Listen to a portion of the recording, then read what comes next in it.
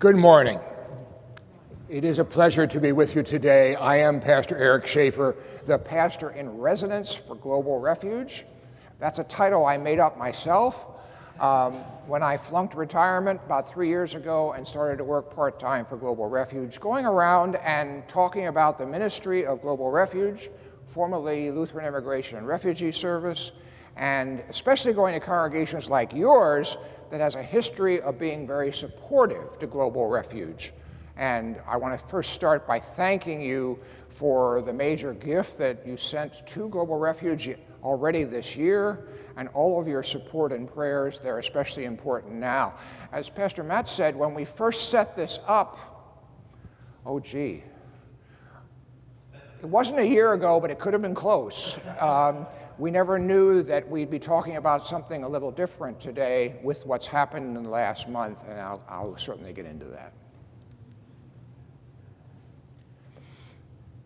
For the last nearly 3 years, as I said, I've been visiting with ELCA congregations, sharing the ministry of Global Refuge, the new name for Lutheran Immigration and Refugee Service. And most Sundays when I've been out, I begin with this true story. I began my pastoral ministry in the late 1970s serving Holy Trinity Memorial Lutheran Church in Catasauqua, Pennsylvania. Just north of Allentown, Pennsylvania, Catasauqua is an old iron and silk town that even in the 1970s, well, it was past its prime.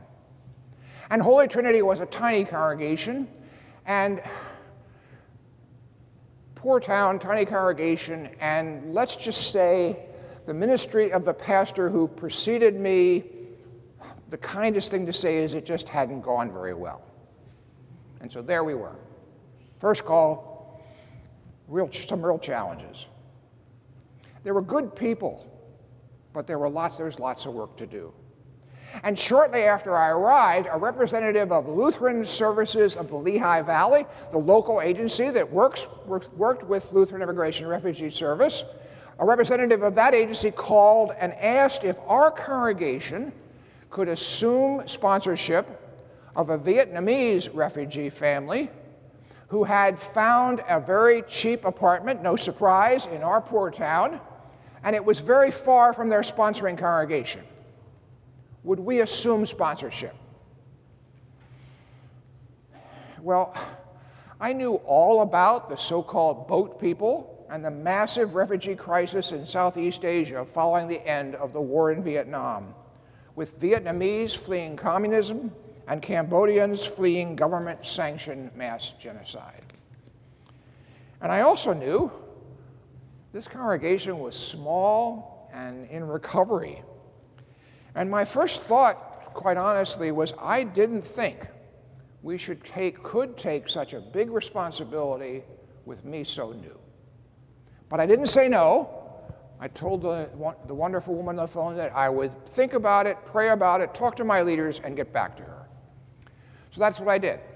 Prayed about it, talked with my wife, talked with our leaders, and I wasn't getting anywhere, to be honest, with what making a decision. And then my older brother Byron called. And I thought, well, I'll ask my brother, see what he thinks. And I told this story to my brother, and my brother said, what will you tell your grandchildren? What will you tell your grandchildren how you reacted to this crisis? Well, we took on the family. And as any of you who've been involved in refugee sponsorship, it was an amazing experience, a life-changing experience for those who were involved. A short while later, we sponsored 2 Cambodian refugee families, and they became integral parts of our congregation. As I've told this story, after I've told this story, going around this part of the West, I've then gone on to suggest that we're in another one of those "what will you tell your grandchildren" times. In the USA, with the immigration refugee crisis in our world, Afghans, Ukrainians, Haitians, now Venezuelans, Ecuadorians, and so many more, all fleeing war and violence of some kind, and even more so from other places at our southern border seeking asylum. The global numbers of refugees are mind-boggling. The last number I saw was 115 million, but I suspect that's low.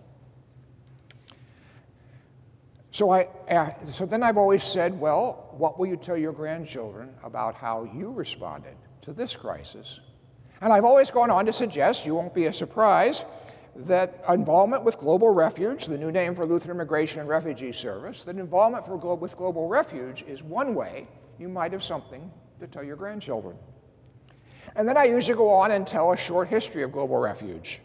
For 86 years, Global Refuge has worked with immigrants and refugees from all over the world, helping them resettle here in the USA.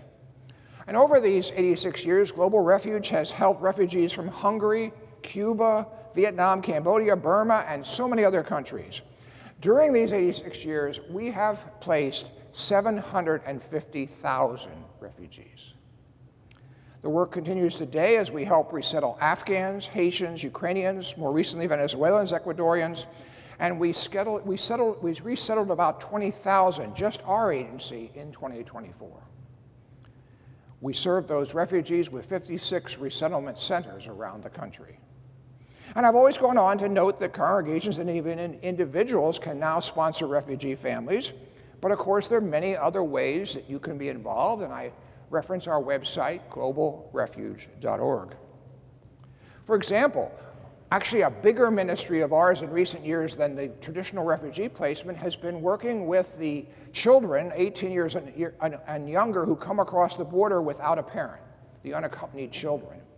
We helped 21,000 children last year who had no place to go. They were wards of the federal government, and the federal government gave us funds to help these children. You might remember during the first Trump administration with the children in cages. And at that point, we were asked to find foster families for these children, and very quickly we found foster families for 5,600 children and got them out of the cages. We're trying something new. We've tried something new. We're working in the country of Guatemala, where half these children come from, trying to help the children that come back, but also to make conditions there better so they don't have to leave. And we've just opened a place in Mexico also doing the same work. We have 3 welcome centers across the country, helping those who've come across the border navigate the asylum-seeking process, which is long and difficult. And then we recently started a bank to make microloans to immigrant families. And we have worked with U.S. businesses who are hungry to fill jobs that no one who is not an immigrant wants to fill. Some 10 million open jobs across the country. And I've always concluded that Global Refuge, by noting the information on everything I've said and more, and as well as suggestions for prayer and study, for financial support and outreach to those in detention centers, for advocacy local, state, and nationally, and much more, all of that can be found on our website, globalrefuge.org. And I've always added that one way to keep informed is to sign up for our e-newsletter, which you can do at our website, globalrefuge.org. And then I conclude that this normal talk I give in congregations by saying, this sort of thing, your involvement in one way or another, will give you something to tell your grandchildren. Now, that's what I've been doing the last 2 years until the last month. I've been around telling that story and raising funds and friends for Global Refuge. But this Sunday, things are different. Over the past month, the Trump administration has made 3 dramatic changes in how organizations such as Global Refuge can work with approved refugees, changes that will not only change, but could threaten much of our central work. The first change, made by executive order on President Trump's first day, the first change was to cut the number of approved refugees for 2025 to 0. Now that number is set by the president each year, but except for President Trump's first term, that number has usually been between 100,000 and 200,000 each year. After drastic reductions in these numbers during Trump's first term, he got it down to about 14,000. We finally got this figure back to the traditional average number, which is about 125,000. And last year, that's how many are the agencies that work with refugees placed in this country. And as I mentioned, we placed 20,000 of those. Now, I want to make this clear. These are not the so-called illegal aliens coming across our southern border. These are not people who are undocumented. These are not people who are here without permission. These are the annual number of refugees our nation has admitted since 1965, based on quotas set by Congress for nations around the world. In 1965, the last Immigration Act we got, for the first time, the federal government set quotas for non-white nations, for Africa, Latin America, and Asia. And so it was a progressive act. It was still racist, but it was a progressive act compared to what we had before. And that's what we're still working on, those numbers. So each country has a number that are allowed in officially. And these folks have sometimes been waiting 5, 10, and 15 years for entry. They've had exhaustive background checks done, criminal checks, health checks. These are not any criminals by any means. The State Department does these checks in the foreign country where they're coming from or the camp where they are. These are the people congregations like yours has helped to resettle over these years, like the 750,000 that Global Refuge has resettled in its 86 years. Okay, so the number was set for 0 for this year. We were expecting this, I guess, to be honest, and that's really bad news, and then it got worse. The president's second action was to halt all refugees' arrivals already in process. Now, these are people who've been waiting, some for many, many years, people who were approved for entry into the U.S. They had plane tickets in their hands. They were at airports around the world waiting to fly here. They had family or congregations waiting at an airport in the U.S. to receive them. And they were told they could not enter. These are people who have left refugee camps, gone to the airport. There's really no way they can go back to that refugee camp. That spot was filled. We have no idea what happened to these people. There were around 5,000 or 6,000 of them waiting to enter.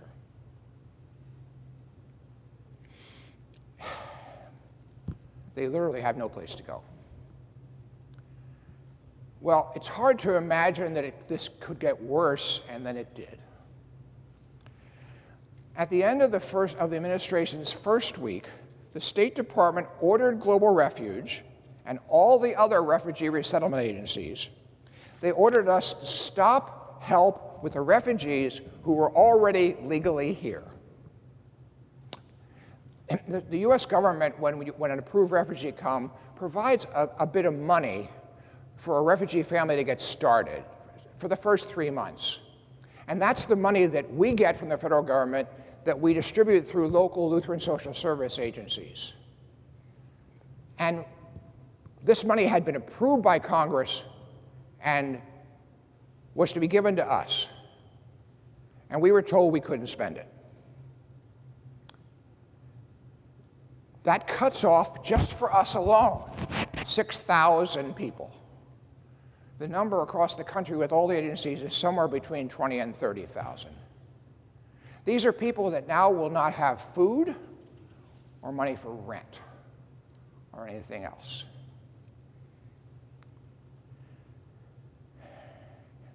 And these people include refugees from Afghanistan who aided us during the war, Ukrainians who fled their homes being destroyed, Haitians who fled violence, and so many others. This is just cruel. What can we do? Well, I don't know about you, but I hear these words and my first reference is feel helpless. But we're not. Right now, The biggest need, as you won't be surprised, is for money. So we can provide funds for these 6,000 people under our care in their first months here. We are trying very actively to raise $5 million, which will cover our refugee families for 1 month. So the first thing we need to do is raise funds. And if you can help us, that's great. You can give through our website, you can give money to me, you can make out a check to Global Refuge and send it in. Any possibility to help is needed. The second thing we can do is that we need to let our representatives in Washington know about this. I've been surprised as I've gone out that people didn't know this was happening. Our representatives know it, but they're kind of overwhelmed with the things that the Trump administration has done. We need to let them know that this is happening and that it's cruel and needs to be stopped. And not just people on the Republican side. I don't know who your local congressperson is. I of course know who our senators are. They need, even though they're supportive of our activities to try to get the funds for these people, they need to hear. Many of you know, if you've worked with members of Congress, they count the phone calls. They count the emails. They weigh the letters. And so it's important to let people, whether they're sympathetic or not, know how you feel. So that's something all of us can do. Third, we need to keep ourselves informed about what's really going on. And one way to do that is, as I mentioned, is to sign up for our Global Refuge newsletter. You can do that on your website. At the forum, I'll have a sheet that you can sign up to get our newsletter, and we'll get you on the mailing list for that newsletter, email list. And fourth, we're Lutherans, we're Christians. We need to support all these efforts with prayer. I am praying every day, several times a day, for a change of heart of our Washington leaders. I have no choice but to pray for that. I hope you'd feel the same way too. To pray for a change of heart. To pray for support for our refugee neighbors and friends. To pray for all those who are working for immigrants and refugees here in the U.S. and around the world. Other agencies have already started laying off staff. Church World Service is basically shut down. Episcopal Migrant Ministries is basically shut down. We've had the start of layoffs at our agency also. And that affects then the social service agencies we work with who are starting to lay off staff too. This has an effect on a lot of people. Now, the assigned text for this Sunday, the seventh Sunday after Epiphany, include Jesus' teaching about loving enemies and strangers in Luke 6. Do good, even to your enemies. Give to everyone who asks for help and don't expect anything in return. Be merciful, love, and forgive everyone. Now, while the immigrant and stranger isn't specifically mentioned, these words of Jesus are clear instructions on how we should relate to everyone, including the immigrant, the alien, and the stranger. More specifically, love and care for the immigrant, the alien, and the stranger is a constant theme in our Bible texts. What we call the Old and New Testament has more than 100 mentions of the concern we should have for the immigrant, the alien, and the stranger. It is clear in these texts, as it is clear in the text for Judaism and Islam, all the Abraham faiths, it is clear in our text that concern for the immigrant and stranger is central to our faith. And I believe it's fair to say, based on these many texts, that you really cannot be a Christian, or a Jew or a Muslim for either, you really can't be a Christian without a concern for the stranger, the alien, and the immigrant. Involvement with Global Refuge is one way we can respond to these many biblical commands. Just one more thought to share. Whatever happens, Global Refuge has been around for 86 years, and we plan to be here long after this new administration, or any administration, is long out of office. You can count on that.